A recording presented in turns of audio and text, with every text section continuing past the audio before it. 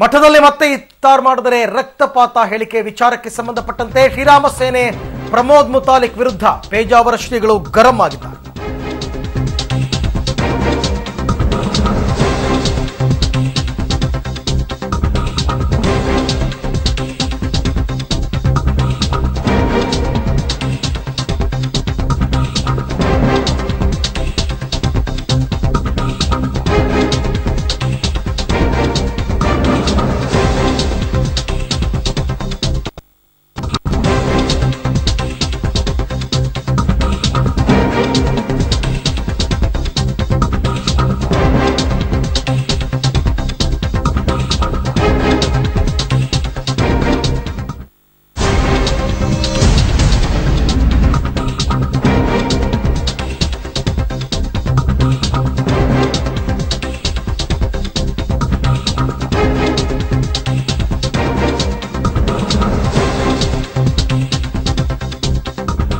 ಮಠದಲ್ಲಿ ಮತ್ತೆ ಇಫ್ತಾರ್ ಮಾಡಿದರೆ ರಕ್ತಪಾತ ಆಗುತ್ತೆ ಅಂತ ಹೇಳಿಕೆಯನ್ನ ನೀಡಿದ್ರು ಶ್ರೀರಾಮ ಸೇನೆಯ ಪ್ರಮೋದ್ ಮುತಾಲಿಕ್ ಅವರು. ಅವರ ವಿರುದ್ಧ ಈಗ ಪೇಜಾವರ ಶ್ರೀಗಳು ಗರಂ ಆಗಿದ್ದಾರೆ. ಇದು ಪರಧರ್ಮ ದ್ವೇಷದ ಪರಮಾವಧಿ ಅಂತ ಪೇಜಾವರ ಶ್ರೀಗಳು ಟೀಕೆ ಮಾಡಿದ್ದಾರೆ. ಪ್ರಮೋದ್ ಮುತಾಲಿಕ್ ನೀಡಿದ ಹಿಂಸಾತ್ಮಕ ಹೇಳಿಕೆಗೆ ನಾನು ಪ್ರತಿಕ್ರಿಯೆಯನ್ನ ಕೊಡೋದಿಲ್ಲ. ಇಫ್ತಾರ್ನಿಂದ ಧರ್ಮಕ್ಕೆ ಹಾನಿಯಾಗಿಲ್ಲ. ವಿರೋಧಿಸುವವರಿಗೆ ಶಾಸ್ತ್ರವೇ ಗೊತ್ತಿಲ್ಲ. ಪ್ರತಿಭಟನೆಯಿಂದ ನಾನು ವಿಚಲಿತನಾಗಿಲ್ಲ. ಮಠವನ್ನ ಶುದ್ಧೀಕರಿಸುವ ಪ್ರಶ್ನೆಯೇ ಇಲ್ಲ. ದೇವರ ಪ್ರಾರ್ಥನೆ ಮಾಡಿದರೆ ಅದು ತಪ್ಪ. ಧರ್ಮಶಾಸ್ತ್ರಗಳ ವಿರೋಧ ನಾನು ಯಾವತ್ತಿಗೂ ಕೂಡ ಮಾಡಿಲ್ಲ. ಪರಧರ್ಮದ ಬಗೆಗೂ ಸೌಹಾರ್ದತೆ ಇರಬೇಕು ಅಂತ ಉಡುಪಿಯಲ್ಲಿ ಪೇಜಾವರ ಶ್ರೀ ಹೇಳಿಕೆಯನ್ನ ನೀಡಿದ್ದಾರೆ.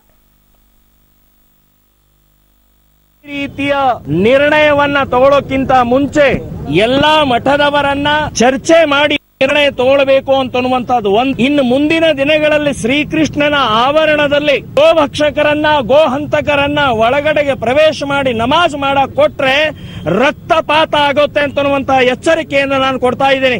ಪರಧರ್ಮ ದ್ವೇಷದ ಪರಮಾವಧಿ. ಇದು ಬಹಳ ಶೋಚನೀಯವಾದ ವಿಷಯ. ನಾವು ಏನು ವಿಚಲಿತರಾಗಿಲ್ಲ.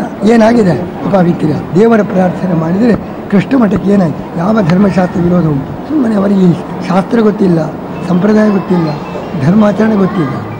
ಅವರಿಗೆ ನೀವು ವಿರೋಧ ಮಾಡುವ ಹಕ್ಕೇ ಇಲ್ಲ.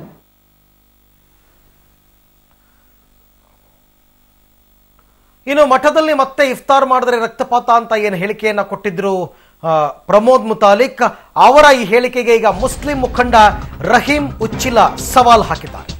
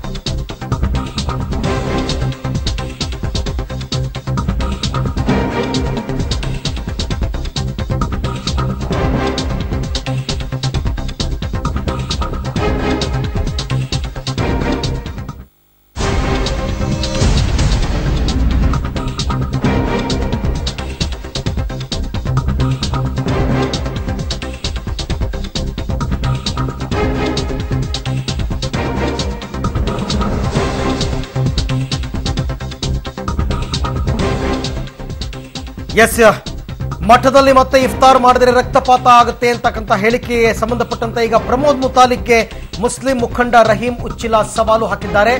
ರಕ್ತಪಾತ ಮಾಡೋದಾದರೆ ಮೊದಲು ನಮ್ಮ ಮೇಲೆ ಮಾಡಲಿ. ನಾವು 2,000 ಮಂದಿ ಮುಸ್ಲಿಮರು ಕೃಷ್ಣ ಮಠದ ಪರ ಇದ್ದೀವಿ. ರಕ್ತಪಾತ ಅಂತ ಮುತಾಲಿಕ್ ಯಾರ ವಿರುದ್ಧ ಮಾತನಾಡ್ತಾ ಇದ್ದಾರೆ?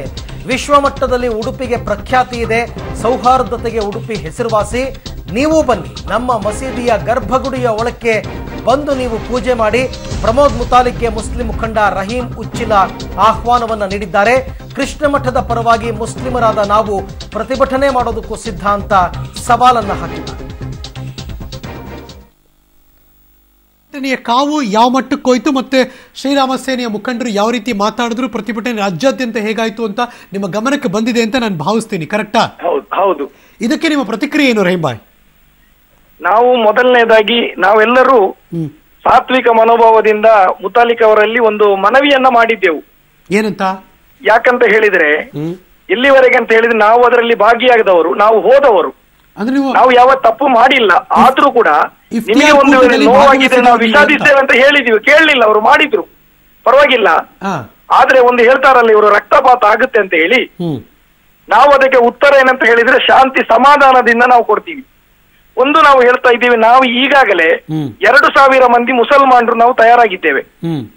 ನಾವು ಮಠದ ಮುಂದೆ ಇವರು ಏನು ಮಾಡಿದ್ರು ಕೂಡ, ಅವ್ರು ಏನು ರಕ್ತಪಾತ ಮಾಡ್ಲಿಕ್ಕೆ ಬರ್ತಾರೆ, ಅವರು ಮೊದಲು ರಕ್ತಪಾತವನ್ನ ನಮ್ಮ ಮೇಲೆ ಪ್ರಯೋಗಿಸಬೇಕು. ಏನಂದ್ರೆ ನಾವು ಶಾಂತಿಯುತವಾಗಿ ನಾವು ಕೂಡ ಪ್ರತಿಭಟನೆ ಮಾಡಬೇಕಾಗುತ್ತೆ, ಉತ್ತರವನ್ನ ಕೊಡಬೇಕಾಗುತ್ತೆ. ನಮ್ಮ ಉತ್ತರ ಅವರು ಕ್ರಾಂತಿಯ ಮೂಲಕ ಮಾಡಿದ್ರೆ, ನಮ್ಮ ಉತ್ತರ ಶಾಂತಿಯ ಮೂಲಕ ನಾವು ಕೊಡ್ತೀವಿ. ಯಾಕೆ ರಹೀಂ ಭಾಯ್ ಯಾಕೆ ಪ್ರೊಟೆಸ್ಟ್ ಮಾಡ್ಬೇಕು ನೀವು ಅಂತ ಕೇಳ್ತಾ ಇದ್ವಿ. ಅಲ್ಲ, ಯಾಕೆಂತ ಹೇಳಿದ್ರೆ ನೋಡಿ, ಅವರು ಯಾವ ರೀತಿಯಲ್ಲಿ ಮಾಡ್ತಾ ಇದ್ದಾರೆ ಅಂತ ಹೇಳಿದ್ರೆ, ಇಡೀ ವಿಶ್ವಕ್ಕೆ ಉಡುಪಿ ಮಠ ಒಂದು ಗೌರವಪೂತವಾದ ಒಂದು ಸ್ಥಳ. ಆ ಸ್ವಾಮೀಜಿಗಳ ಬಗ್ಗೆ ಎಲ್ಲ ಹಿಂದೂ ಮುಸಲ್ಮಾನರು ಎಲ್ಲರೂ ಒಂದಾಗಿ 90% ಜನ ಅಂತ ನಾವು ಹೇಳ್ಬೋದು, ವಿಭಾಗ ಮಾಡ್ಬೋದು. 10 ಜನ ಸ್ವಾಮೀಜಿಯವರನ್ನು ಬೆಂಬಲಿಸ್ತಾ ಇದ್ದಾರೆ ಮತ್ತು ಆ ನಡೆಯನ್ನ ಕೂಡ ಗೌರವಿಸಿದ್ದಾರೆ. ಇವರು ಸ್ವಲ್ಪ ಪ್ರಮಾಣದ ವ್ಯಕ್ತಿ, ಇವರು ರಕ್ತ ಪ್ರಹಾರ ಯಾರ ವಿರುದ್ಧ ಮಾತಾಡ್ತಾ ಇದ್ದಾರೆ? 90% ಶಾಂತಿ ಪಾಲಕರ, 90 ಅಂತ ನಾನು ಹೇಳುದಿಲ್ಲ ಸರ್, 99% ಜನ ಕೂಡ ಶಾಂತಿ ಪಾಲಕರು.